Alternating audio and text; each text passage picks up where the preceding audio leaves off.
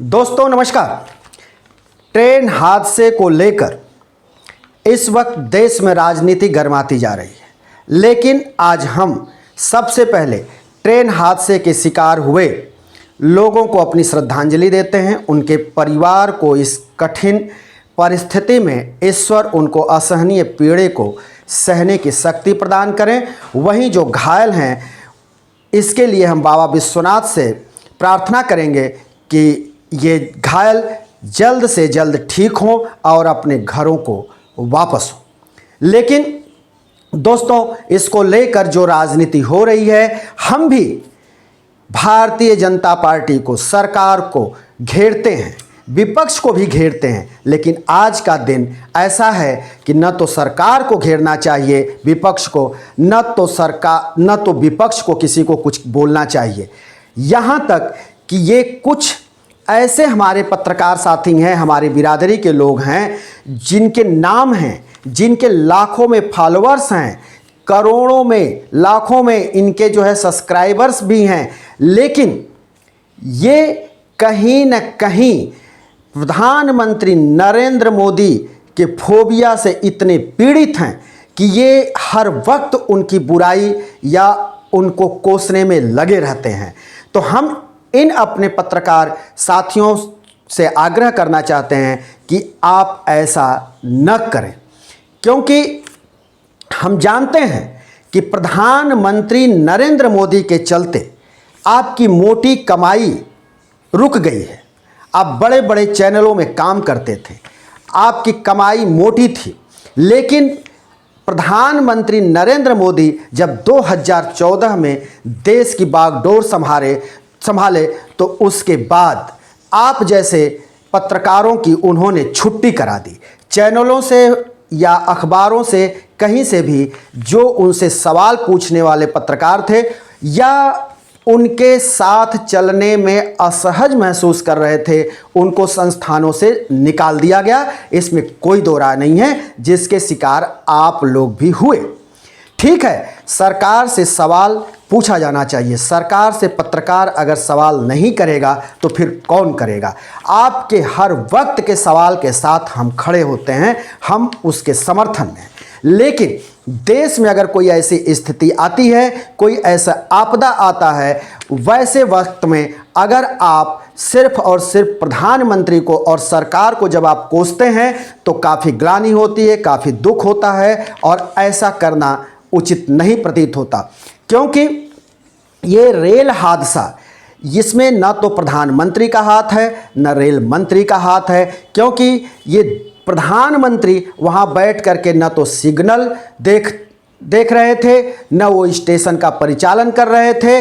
इस तरह का कोई कार्य प्रधानमंत्री या रेल मंत्री नहीं कर रहे थे। ये ठीक है कि उनके अंडर में ये मंत्रालय आता है तो उसको सुचारू रूप से कैसे चलाया जाए, ये उनकी जिम्मेदारी बनती है। लेकिन ये एक्सीडेंट, इतना बड़ा हादसा, ये मानवीय भूल भी हो सकता है, इलेक्ट्रिक खामी भी हो सकती है। इसके हम विशेषज्ञ कतई नहीं हैं, और न तो आप लोग इसके विशेषज्ञ हैं।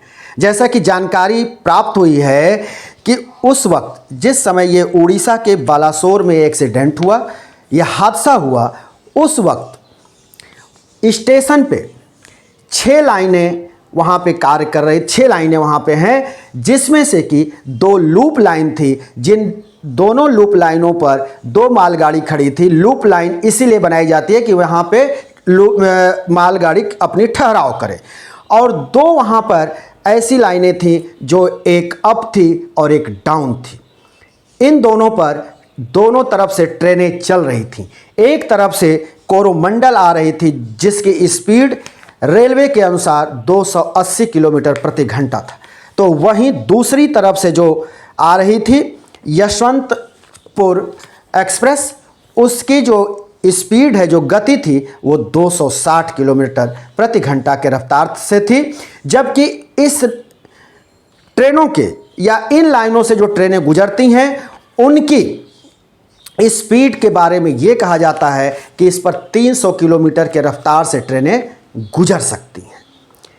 तो ऐसे हालात में देखा जाए तो जो दोनों ट्रेनें गुजर रही थीं वो अंडर स्पीड थी। लेकिन ये एक मानवीय भूल के चलते या इलेक्ट्रॉनिक जो गुड्स आजकल यूज हो रहे हैं सिग्नल में भी, और सिग्नल कहीं ना कहीं डाउन था, ग्रीन था, और कोरोमंडल को ये सूचित कर रहा था वो कि ये लाइन पूरी तरह से क्लियर है। कोरोमंडल पूरे रफ्तार में थी और वो आ करके वो लूप लाइन में चली गई, और लूप लाइन में वो जो वहाँ पर मालगाड़ी खड़ी थी उसके ऊपर इसका इंजन चढ़ गया और इसके सारे के सारे डब्बे पट डिरेल हो गए।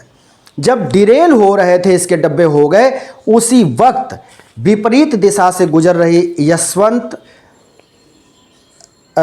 एक्सप्रेस पूरी तरह से गुजर चुकी थी। पिछले उसके 2 ही डब्बे रह गए थे जिसमें कि कोरोमंडल के डब्बे जा करके टकरा गए, और टकराने से यशवंतपुर के भी पिछले 2 डब्बे इसमें क्षतिग्रस्त हो गए, वो भी डिरेल हो गए, उसमें भी हताहत लोग हुए।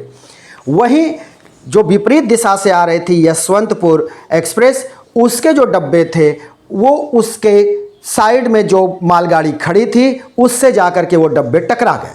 खैर उस मालगाड़ी में उतना कुछ भी क्षति नहीं हुआ, ये रेलवे की तरफ से आधिकारिक सूचना दी गई है। लेकिन इस पर प्रधानमंत्री को और रेल मंत्री को घेरना और इस्तीफा मांगना ये बिल्कुल जायज़ नहीं है।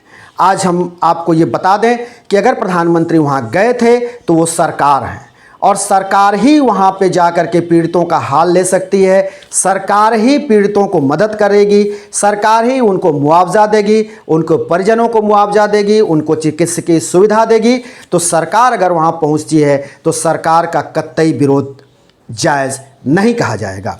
और प्रधानमंत्री उस वक्त जब वहाँ पहुँचे तो उन्होंने निश्चित रूप से जिम्मेदार अधिकारियों से या जिम्मेदार मंत्रालय से वो टेलीफोन पे या अपने मोबाइल से 2-3 बार उन्होंने बात किया, जिसकी फ़ोटो अखबारों में आई, मीडिया में आई। उसको लेकर के कुछ लोग कटाक्ष करने लगे कि ऐसे रेल हादसे के दौरान भी प्रधानमंत्री फ़ोटो से बाज नहीं आ रहे हैं। तो कुछ लोगों ने उनके कपड़े को लेकर के टीका टिप्पणी की।